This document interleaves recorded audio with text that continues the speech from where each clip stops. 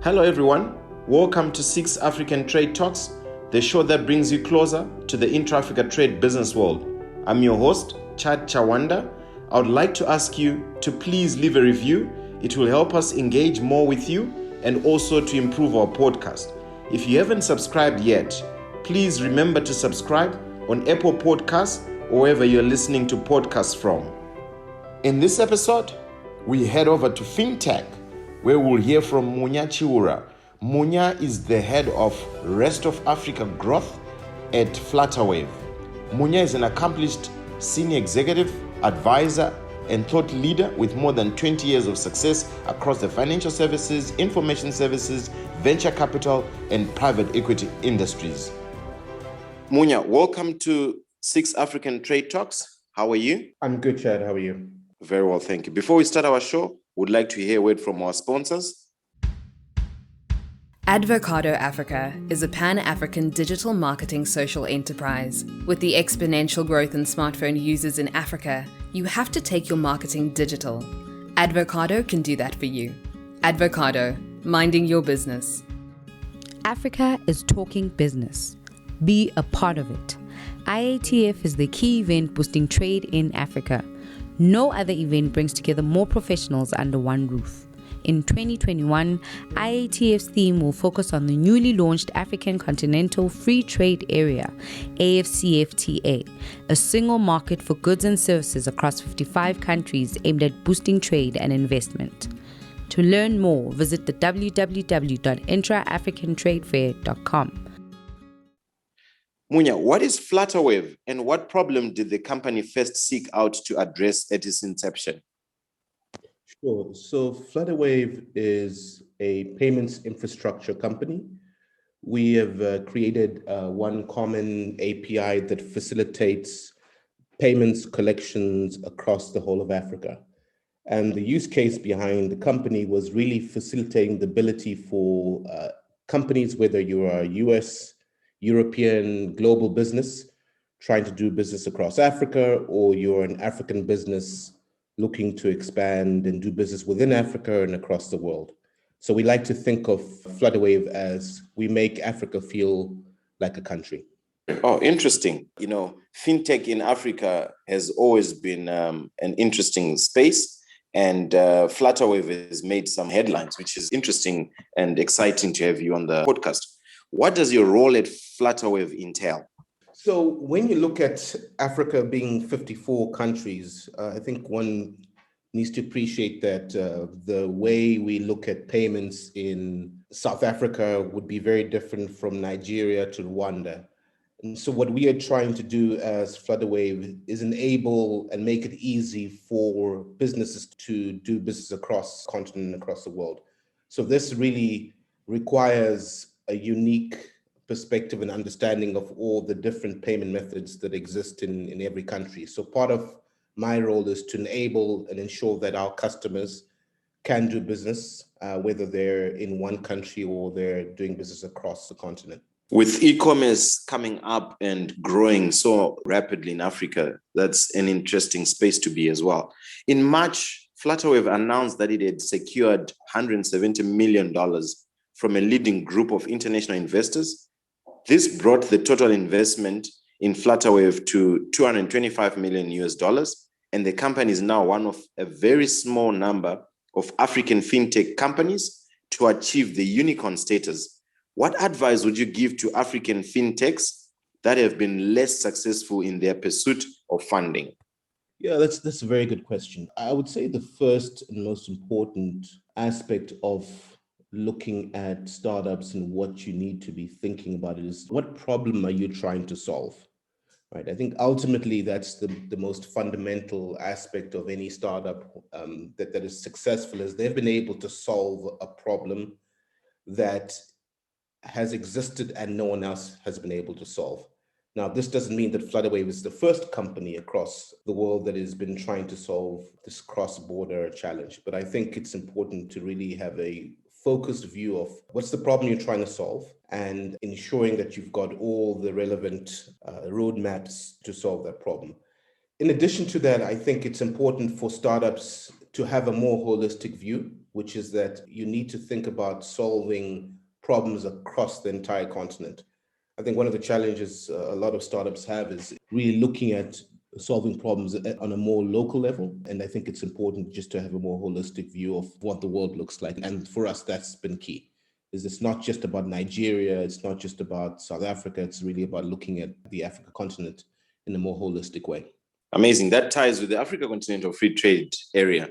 What are some of the leading concerns forwarded by global payment merchants with regards to conducting business in Africa? From your experience, how legitimate are these concerns? Yeah, so I think the more important concern I would articulate in terms of what I think is an important aspect of us as the continent, when you look at the fact that only 15% of trade is done within the continent, which is very, very small compared to other trading blocks. Regulation always comes up as a constraint. And I think that we are hoping to see more and more positive discussions around how to manage regulation, especially across borders. I think that's really key. I also think that the reality of taxes, I know that the governments all indeed want to be able to tax, but I think in order to facilitate an increase across border trade across Africa, we just need to think through what tax regimes look like so that we can enable and encourage, e-commerce, and that's where we play. Is that e-commerce is important. Therefore, how do we encourage businesses to do business not only within their countries but also across borders? Interesting. Before we continue, would like to hear a word from our sponsors.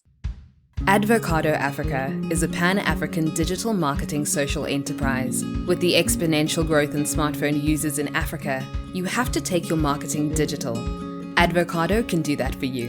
Advocado, minding your business. So Munya, to your mind, has Africa embraced the new era of digital payments? Yes. The way I would respond to that is that there are specific countries, I believe, across the continent that have really forged ahead with digital payments. I will also say, though, that COVID has created a stark reality of the critical nature of digital payments. So one can think maybe back in February of 2020, when you as a consumer would probably walk into your bank and do some specific transactions, or you'd walk to a retail location and pick up cash from a remittance perspective. We were still in an environment where we had to physically transact. I think what COVID has done is accelerated the need for digital payments. I would say that we've actually accelerated that roadmap by at least 5 years. And so what we're finding is that COVID has created an opportunity for businesses to leverage digital channels. So I don't necessarily need to go to the bank anymore. I can do payments online, and I don't need to physically visit a location to pick up cash. I can actually have that cash deposited into my mobile wallet or bank account. So I think that we were on that path, but certainly what COVID has done in many ways has accelerated the use of digital channels across Africa. Certainly. So COVID has come with some positives, and your industry has been impacted in a positive manner and gearing you up for growth. For a very long time, the services of international payment systems such as PayPal have been available in only a handful of African countries, often with limited functions. What is the significance of the newly established partnership between Flutterwave and PayPal, and how will this partnership work? So let me speak broadly about partnerships like PayPal, because from a Flutterwave perspective, PayPal is certainly a critical partnership for us. But what we've been doing for the past 4.5 years is enabling various payment methods across the continent. So the same would apply for Alipay, Visa, MasterCard, Amex. Recently announced our partnership with Discover. What we are trying to do as Flutterwave is enable payment methods across the world so that it's easy for businesses to transact in Africa, and vice versa for African businesses to transact across the world. And in the case of PayPal, this is just another additional critical partnership that we announced that really enables over 330 million PayPal users to do business with African merchants, and then vice versa for those African merchants to enable payment options for 330 million PayPal users across the world. 330 million, that's an interesting number. Thank you for sharing. How do you envision the future of digital payments on the continent within the context of the high handling charges and broader economic and currency instability? Yeah, so what's interesting about the currency instability is that we as Flutterwave actually view our role to be critical in terms of ensuring that businesses can transact in local currency. So some real examples for you is that if you are a student today and you have to make your school fee payments to an international university, Flutterwave actually is part of that ecosystem where we're facilitating local payments in local currency, and then enabling students to be able to then pay their universities in the destination currency. The reason why that model is important is that it actually creates less foreign exchange pressure on countries, because what typically happens is you as the student will go to the bank and source foreign exchange, and then you do your transaction with the bank in hard currency to your university. So we think that there's plenty of additional opportunities, not just in education, but across trade, e-commerce, transport and logistics. There are various industries that would be able to leverage this kind of infrastructure. And that's even more pertinent when you look at the Africa trade, where, we still have a significant portion of trade being done in US dollars. So we see a significant opportunity for us to broaden that ecosystem and enable more local currency transactions where foreign exchange is actually not required. That's true. Foreign exchange losses has always been a big challenge across the continent. So coming up with a solution is amazing. What is the significance of the recently launched Africa Continental Free Trade Agreement to your company, the AFCFTA? Yes, I think throughout the time we've had together, I've reiterated the importance of this agreement on many fronts. I think I had mentioned before that we are a continent that only does 15% of our trade among ourselves. So we've got a significant opportunity in terms of how we can continue to grow the African continent by ensuring that we can do trade between our various countries. I think furthermore, we are a massively endowed continent. We have incredible resources, human capital, natural resources. We've got tremendous tourism industry. So I think from that perspective, we have an amazing opportunity as a continent to continue to drive our GDP. And for us as Flutterwave, we play a critical role in enabling those payments, whether it's a local business wanting to do business within his or her own country, or it's a business that's looking to do business across Africa. We want to enable those payments.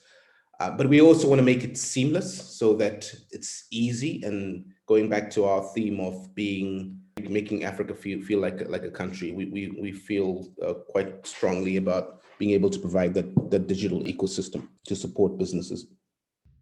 My business is growing. Thanks to Advocado Africa, digital marketing is the way to go. I get to know what my customers want and how they feel in real time. Besides, I choose how much to spend. I feel in control. If you want to take control of your marketing, contact Advocado Africa now. Visit www.advocadoafrica. Advocado Africa. We mind your business. Africa is a continent full of potential, but potential means nothing if we don't take action to create value. Let us take action. Thank you for listening to this episode. Don't forget to post and share this episode on your social media platforms. It will help us reach our mission of sharing knowledge about intra-Africa trade and making it available to as many people as possible. Let us grow our continent. We can go far, fast, together. If you can please leave a review on our podcast page or on Apple Podcasts. See you next time.